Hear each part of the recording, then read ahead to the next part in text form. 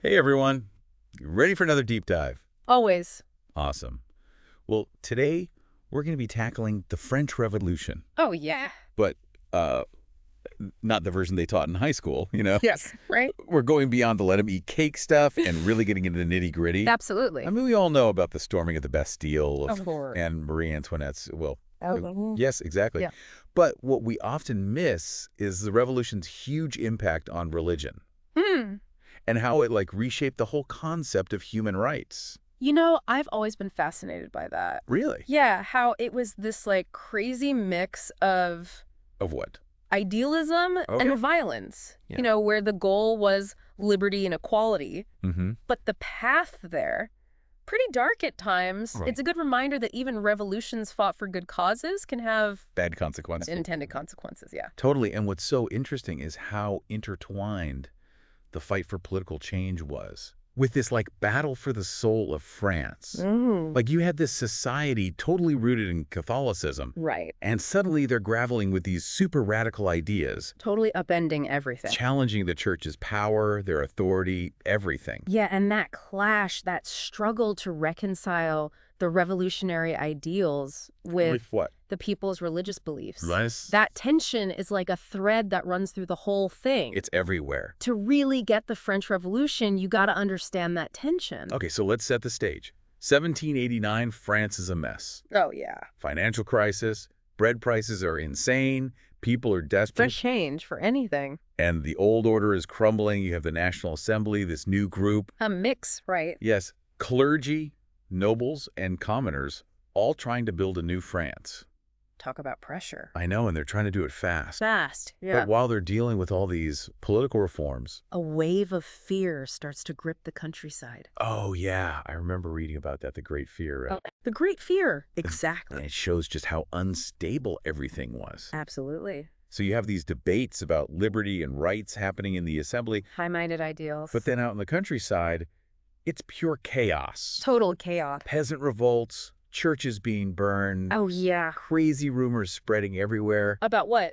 aristocratic plots, Yeah. foreign invasions. right. It was wild. And you know what? That fear wasn't totally unfounded. Really? Yeah, the aristocracy did have a lot to lose. Of course. And there were definitely worries about outside forces trying to take advantage. I could see that. But still, the intensity of the violence, the Yeah. panic, it all speaks volumes about the mistrust and desperation in France. It was like a powder keg ready to explode. And the Great Fear was the spark. Wow. And then the National Assembly. What did they do? They abolished feudalism.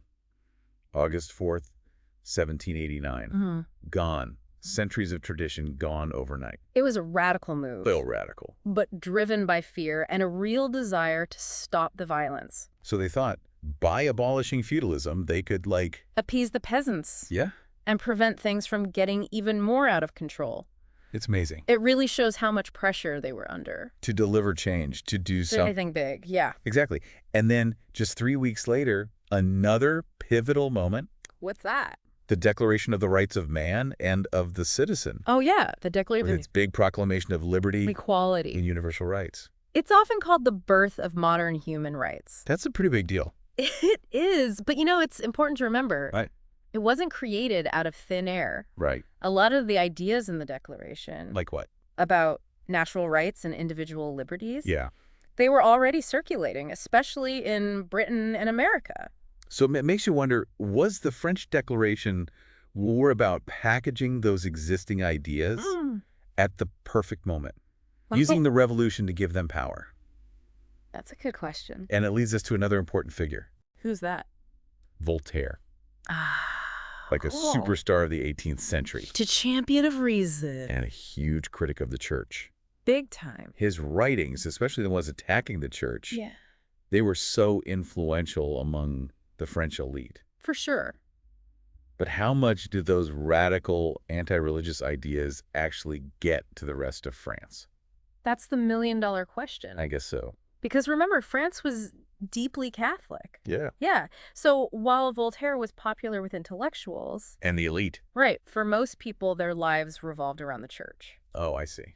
So his criticisms might have resonated with some, but they probably alienated a lot of others. Who were still deeply religious. Makes sense. Yeah, it makes you wonder, right? Like, did Voltaire's critiques... Which were so popular with the elite. Right, exactly. Did they actually contribute to the backlash against the revolution? From the more religious people. Yeah, exactly. Like maybe those ideas. The ones that seemed so progressive. So liberating to some. Ended up creating an even bigger divide in the country. And as the revolution went on, it wasn't just Voltaire's ideas. It was the revolution itself. It became anti-religious. Yeah, we see monasteries being dissolved. Priests having to swear oaths to the state. The church basically losing all its power and wealth. Sounds kind of like Henry VIII in England. On the surface, yeah, breaking from Rome and all that. But did it play out differently in France? That's a great question. And it gets to the heart of why this revolution was so messy. Okay, my thing. In England, Henry's break was mostly political. Power grab. Basically, yeah, he wanted to control the church. But in France, It was way more ideological. like they actually believed the church was bad. A lot of them did. They saw it as a symbol of the old order.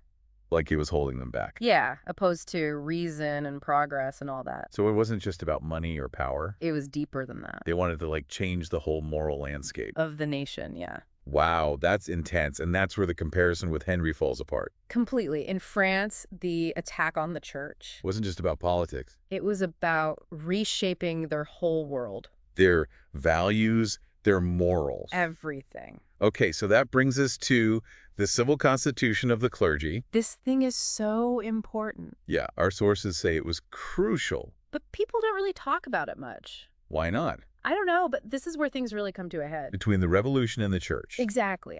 Basically, they tried to make the church submit to the state.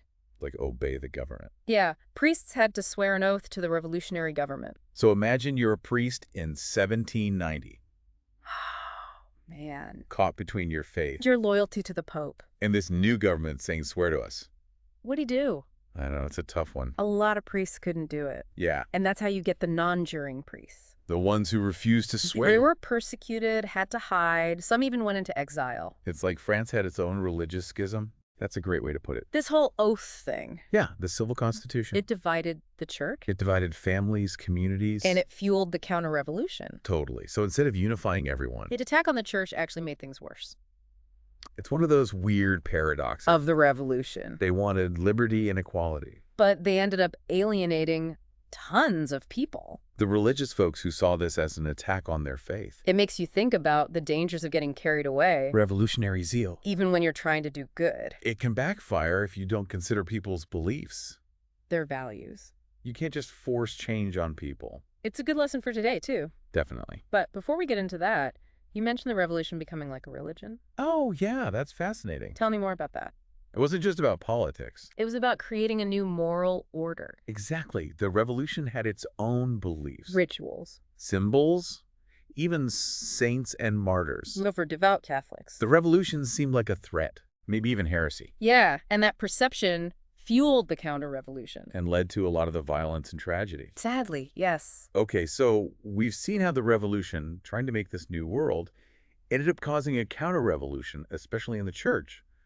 But did the revolutionaries ever, consider a different way? Could they have avoided this huge clash with religion? Well, remember, the revolution wasn't one big group, right? There were different factions, different ideas about how extreme the changes should be. Right. Like you had guys like the Marquis de Condorcet. He wanted to completely wipe out the church, thought religion and reason couldn't exist together. But not everyone was that intense. Right. Definitely not. Even in the revolutionary leadership, some were more cautious. Yeah. They recognized how deeply religious France was. Made sense. They knew it was dangerous to totally alienate all those people. And our sources mention some parish priests actually supported the revolution, at least at first. Did any of them try to, bridge the gap between the church and the revolutionary state? There were definitely some attempts at reconciliation, Okay. but it was so complicated. The civil constitution, that oath thing, it was a loyalty test. Many priests just couldn't stomach. Yeah. They had to choose between their conscience and their faith. Tough spot. So even the priests who liked the revolution's goals. They were stuck. And this uncompromising attitude, demanding total allegiance, it's a pattern, isn't it? Yeah, I guess so. Especially in revolutions, it's You're with us or against us. No middle ground. No room for compromise. It's kind of ironic, isn't it? The very things that started the revolution, the desire for liberty, equality, a better society, Yeah. they use those same ideas to justify oppressing people who disagreed with them. Yeah. That's the dark side of revolution. It makes you question the whole thing, right? Yeah. How do we create change without repeating those mistakes? How do you balance individual rights and keeping society together? Big questions. Like if we could go back in time, give those revolutionaries advice. What would we say? Maybe remind them of Voltaire. He criticized the church, but also championed tolerance, Right. freedom of conscience. He understood that real liberty means letting people believe what they want, even if it seems irrational to others. That's a powerful message. Especially today. With Yeah. all the division and intolerance we see, the French Revolution, it's a reminder that a truly just society needs more than just laws changing. Exactly. People's hearts and minds need to change too. And that starts with listening to each other, Understanding. talking respectfully, even when we disagree. That's how we build a future where liberty and equality aren't just words, but reality for everyone. Well, I think that wraps up our deep dive into the French Revolution perfectly. It's been a wild ride, hasn't it? Absolutely. So many twists and turns. It definitely gave me a lot to think about. What about you? What really stood out from these sources? For me, it's how relevant the French Revolution still is today. The debates they had back then about the individual, the state, religion, they're still going on today. Yeah, for sure. And as we face the challenges of our own time, those lessons from the French Revolution, the good and the bad, they can help us make better choices. Absolutely. As we end this, I keep thinking, what if the revolutionaries, instead of trying to destroy the church, had tried to reform it from within? Interesting. Could they have changed things more peacefully, more permanently? A lot of what ifs in history. I know, right? But by understanding the past, all its complexities, Yeah. we can hopefully make better choices in the present, choices that lead to a future where liberty, equality, all that good stuff. All that good stuff. This isn't just an idea, but the foundation of how we live together. A future worth working for, that's for sure. Thanks for joining us on this deep dive, everyone. Keep exploring, keep questioning, keep learning. We'll see you next time.